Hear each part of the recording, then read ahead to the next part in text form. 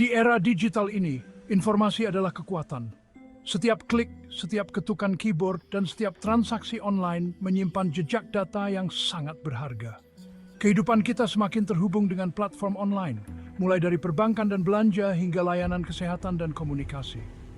Setiap aspek kehidupan kita kini bergantung pada teknologi digital. Tapi ketergantungan pada teknologi ini datang dengan sisi gelap, ancaman kejahatan siber yang selalu ada. Di balik layar, para penjahat siber terus mencari celah untuk mengeksploitasi kelemahan sistem kita. Di antara ancaman yang paling berbahaya adalah ransomware, sejenis perangkat lunak berbahaya yang menyandera data Anda. Ransomware dapat menyerang siapa saja, kapan saja, dan di mana saja. Bayangkan ini, Anda membuka email yang tampak tidak berbahaya dan mengklik tautan. Email tersebut mungkin tampak seperti dari teman atau kolega, tetapi sebenarnya adalah jebakan. Tanpa sepengetahuan Anda, tindakan sederhana ini melepaskan penyusup diam-diam ke dalam sistem komputer Anda. Dalam hitungan detik, perangkat lunak berbahaya mulai bekerja, mengenkripsi file Anda. File Anda, foto Anda, dokumen penting Anda, semuanya menjadi terenkripsi, terkunci di balik dinding kode yang tidak dapat ditembus. Anda tidak bisa mengaksesnya dan tidak ada cara mudah untuk memulihkannya. Kemudian, sebuah pesan muncul di layar Anda. Sebuah tuntutan mengerikan dari entitas anonim, bayar uang tebusan yang besar atau kehilangan akses ke data berharga Anda selamanya. Tuntutan ini seringkali dalam bentuk mata uang kripto seperti Bitcoin yang sulit dilacak. Inilah kenyataan serangan ransomware, ancaman yang berkembang yang telah menghantui individu dan organisasi. Serangan ini tidak hanya menyebabkan kerugian finansial, tetapi juga stres emosional yang besar. Rumah sakit, sekolah, bisnis, instansi pemerintah, tidak ada yang kebal terhadap jangkauan pemeras digital ini.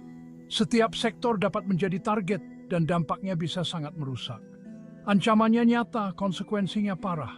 Dan memahami cara kerja ransomware adalah langkah pertama dalam melindungi diri dari efeknya yang menghancurkan. Edukasi dan kesadaran adalah kunci untuk melawan ancaman ini. Menggunakan perangkat lunak keamanan yang kuat, memperbarui sistem secara teratur.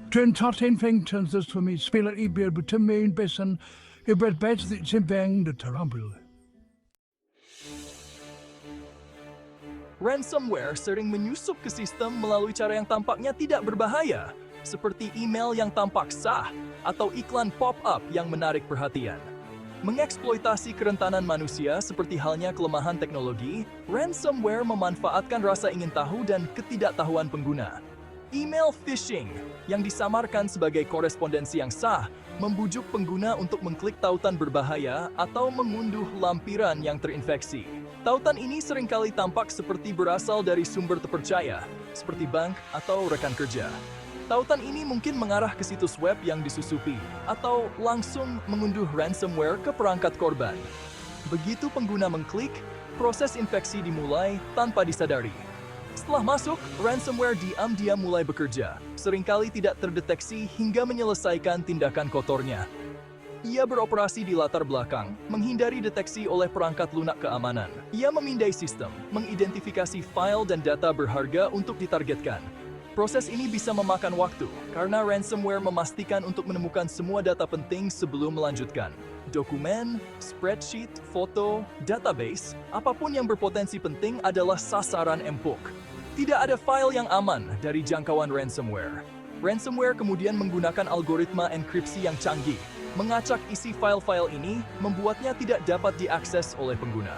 Proses enkripsi ini sangat cepat dan efisien, memastikan bahwa pengguna tidak dapat mengakses data mereka.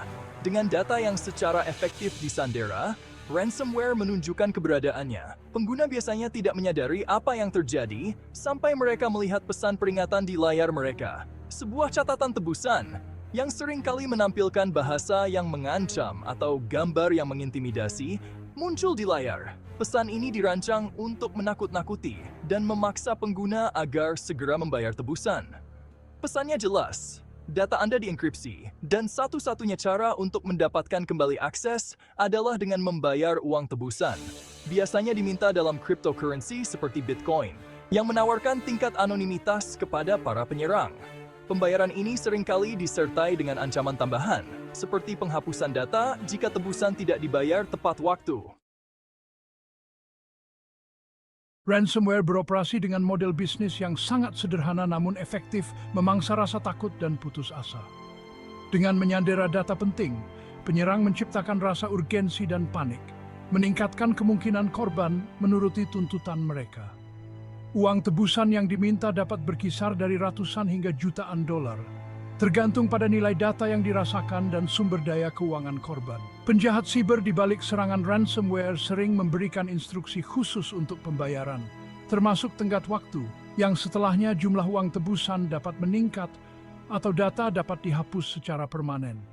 Mereka bahkan mungkin menawarkan bukti kehidupan, mendekripsi sejumlah kecil file untuk menunjukkan kemampuan mereka untuk memulihkan akses jika dibayar. Namun, membayar uang tebusan adalah proposisi yang berisiko. Tidak ada jaminan bahwa para penyerang akan menepati janji mereka. Mereka mungkin memberikan kunci dekripsi yang salah, meminta pembayaran lebih lanjut, atau menghilang begitu saja dengan uang itu, membuat korban tidak memiliki apa-apa selain data yang tidak dapat diakses dan kerugian finansial yang besar. Bagian 4, pasar gelap web surga bagi penjahat siber. Meningkatnya ransomware sebagian dipicu oleh anonimitas dan aksesibilitas dark web. Dark web, yang seringkali disalahpahami, adalah bagian dari internet yang tidak diindeks oleh mesin pencari standar seperti Google atau Bing. Tersembunyi dari pandangan mesin pencari standar, dark web adalah jaringan situs web yang hanya dapat diakses melalui browser khusus seperti Tor. Tor, atau The Onion Router, memungkinkan pengguna untuk menjelajah internet secara anonim, menyembunyikan identitas dan lokasi mereka.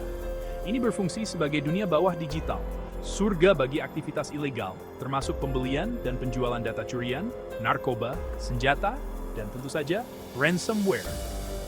Di sini, penjahat siber dapat beroperasi dengan relatif bebas dari pengawasan hukum.